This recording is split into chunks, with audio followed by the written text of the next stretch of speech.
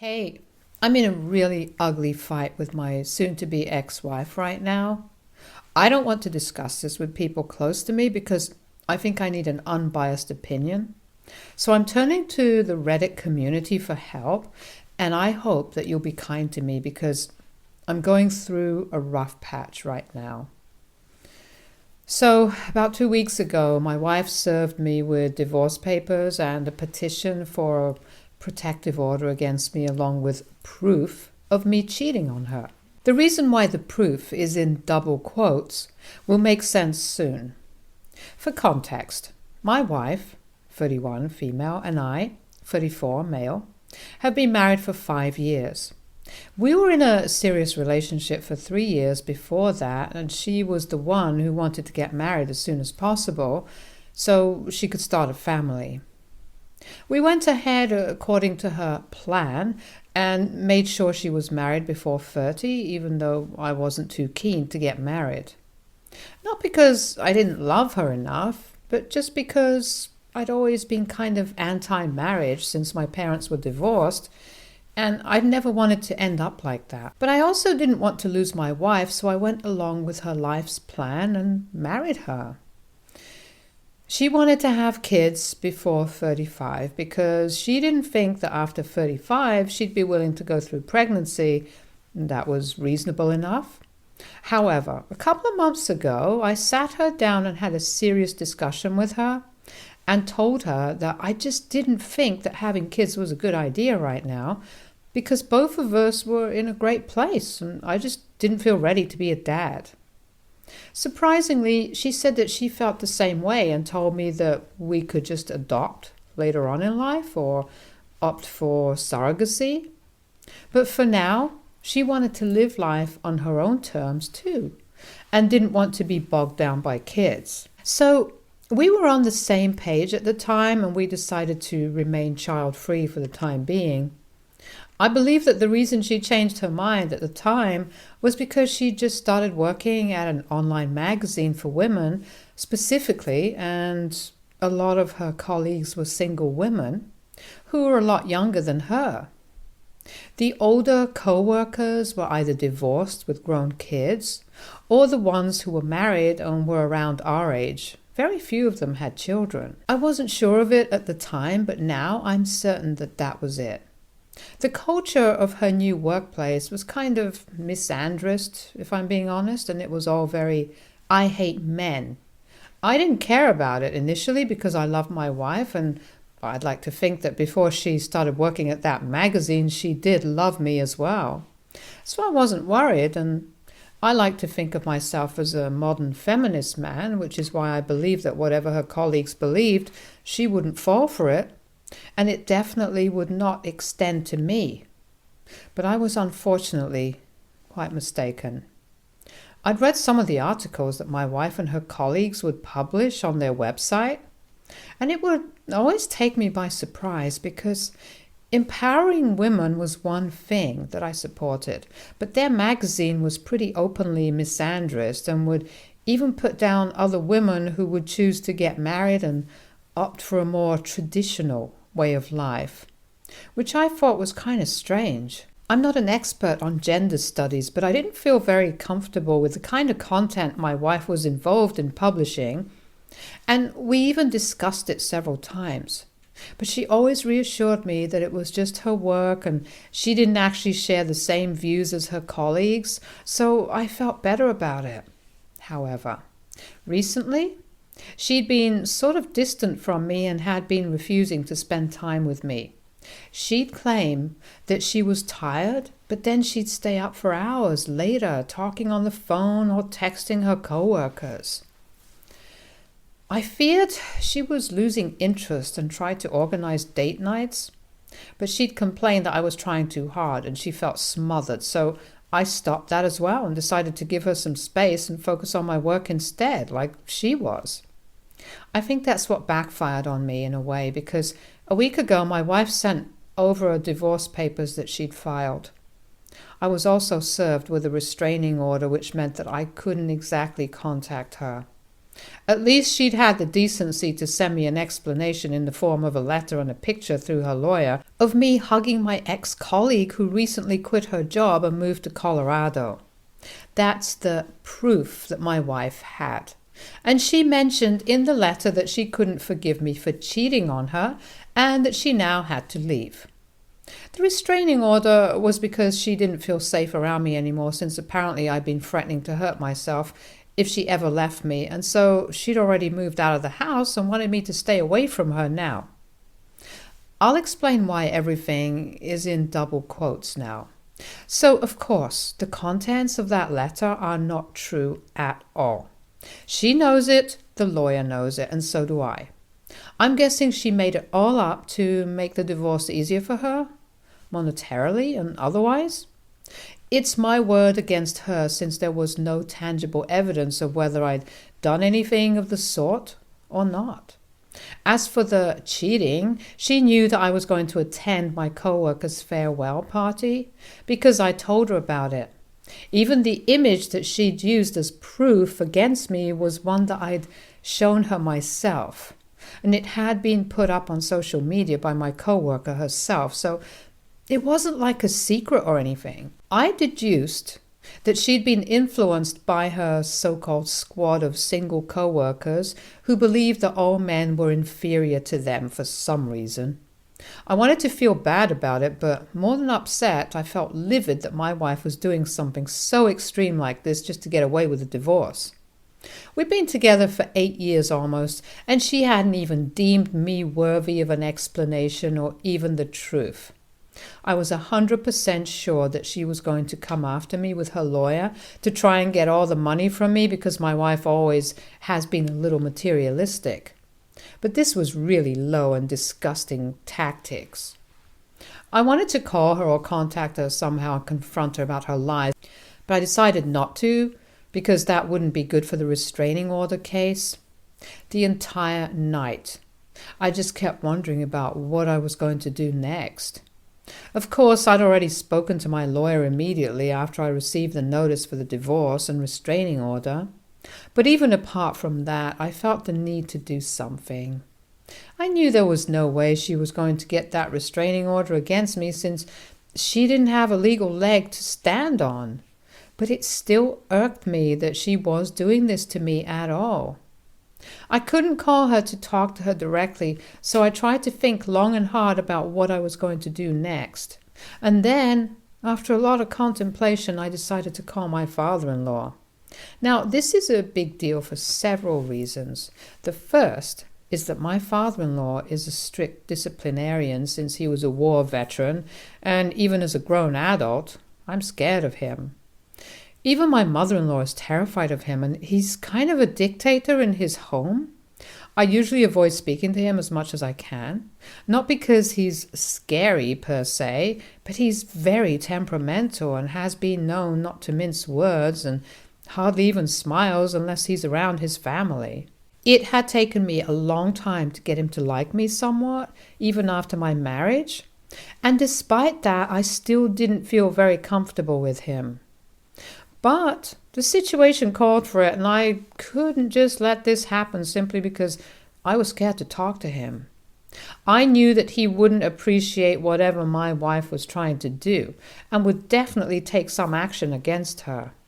So I called him and told him all about what had happened, and I half expected him to explode at me, but he only said that he'd look into it and then hung up without saying anything else. I had no idea how exactly he was going to look into it or what he was going to do to fix the situation. But the very next day, it was all cleared up for me with one text from my wife. She told me that she was now ready to talk to me and had already spoken to her lawyer to cancel the divorce proceedings and the petition for the protective order. I didn't understand what was going on at all and what had led to this sudden change of heart overnight. So once again, I decided to call my father-in-law because I just didn't want to talk to my wife. I asked him what exactly he'd done, and at first he told me to mind my own business. But I demanded an explanation because his daughter couldn't just toy with me and my feelings this way. It took me a lot of guts, but I did say it to him. And after a few seconds pause, he told me that he told my wife that he was going to cut her out of his inheritance. It wouldn't have been a big deal, but recently my father-in-law had come into a lot of money because he joined his sister in her business, and they were doing quite well. He'd planned to inform us over dinner that weekend, but now, after he got to know what his daughter had been up to and her completely immoral and unethical behavior, he'd cancelled his plans and was already meeting his lawyer to change his will. I was shocked that he'd made up his mind so quickly, but he explained to me that his daughter's materialistic streak had always been an issue with him, and he could no longer turn a blind eye to it just because she was his daughter.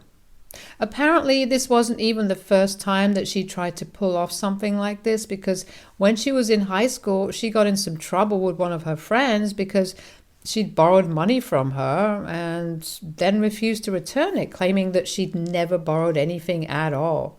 But her dad could see through it. He'd paid off her friend at the time and tried to explain to my wife that she couldn't just take money from people, but she'd turned it around on him and told him that if he'd been a little less stingy, then she wouldn't have had to borrow money at all. Since then, money has been a point of contention between them, and what she was trying to do with the divorce was obviously a very blatant attempt at taking over all our collective wealth, including our home. She'd even admitted that to him, when he'd called her to confront her about it, and she told him to stay out of this because she was going to walk away with all the money and the house and the divorce because she couldn't carry around the weight of a deadweight husband anymore. I'm not joking. She said that about me, which is so funny, because if anything, she's the one who's a deadweight burden. I thanked her father for telling me the truth, even though it's been ridiculous that he'd kept things like this from me for so long. Then I texted my wife back, saying that I was glad that she decided to file for divorce, and that now she could live her single dream with her loser colleagues, and then blocked her. After all, she'd been the one who not only tried to divorce me and take over all our hard-earned money, but even tried to frame me as a threat to her just to make the divorce settlement and alimony easier to claim. In case anyone is still wondering how I'm so sure of why she did what she did, I just remind you guys that I was with her for close to a decade. And I know how her mind works. I also know how her colleagues were toxic as hell, and she's quite easily influenced. And the signs were always there, but I'd chosen to ignore them. I'm just glad that at least my father-in-law came to his senses and finally told me the truth about his daughter, even though the realization happened a tad bit too late. But it happened nevertheless, and I was grateful for it because in a way, he did save me. Unfortunately, it didn't end there, and I think that's why I'm here for a fresh perspective right now. Because after I blocked her, she still tried various ways to talk to me, including fake profiles, and even using our common friends to get through to me. But I shut it all down and made sure everyone knew that I wasn't willing to communicate with her at all, so they were better off not trying to get to me at all. I was in talks with my lawyer already, and we were about to file for a divorce, but then, out of nowhere, my wife decided that she was going to come back home. Now, don't ask me why she didn't do that earlier, because that's something I don't have the answer to. But a day before yesterday, she came back home and told me that I could still file for divorce if I wanted to.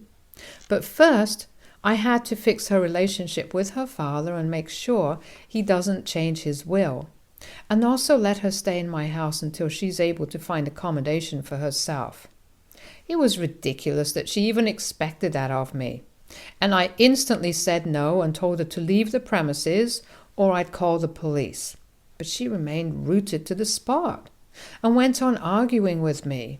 She accused me of being selfish and said that I should forgive her because it was all just a mistake and that she'd been carried away by her friends at work. I told her that I might have forgiven her if she'd done something inconsequential, but this?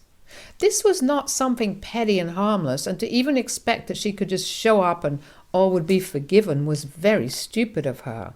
I told her to leave once more, but she refused yet again and told me that the least I could do was talk to her dad and make him forgive her so she'd at least have a place to live.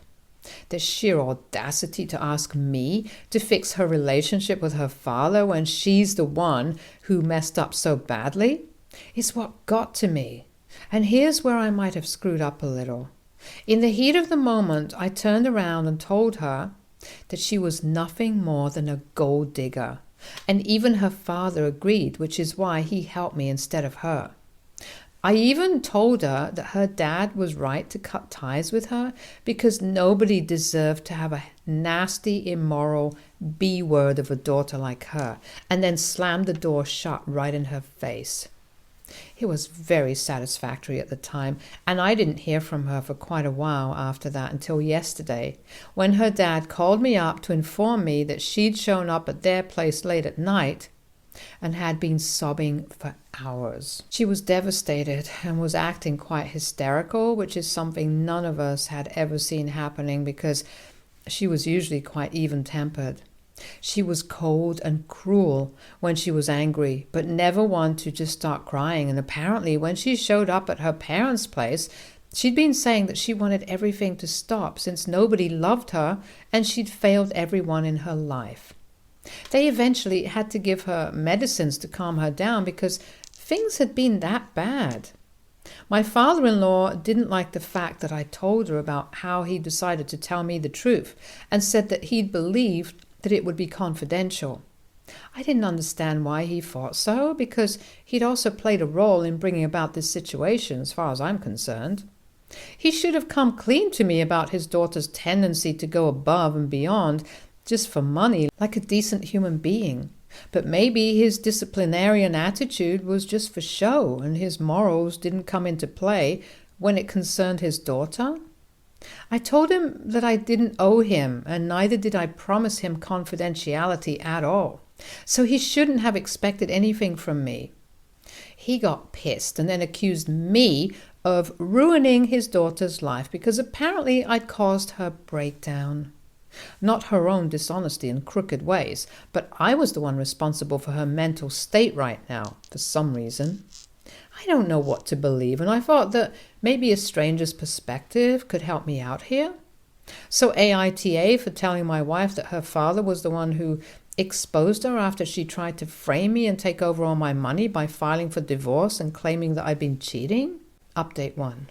Hey, so about a week has passed and I've not been in touch with my wife yet, but I know for a fact that she's been served with the divorce notice that I filed a couple of days back. I decided that I was really not at fault here in any way whatsoever. She wanted to have the single life. Fine. She could go ahead and live however she wanted to.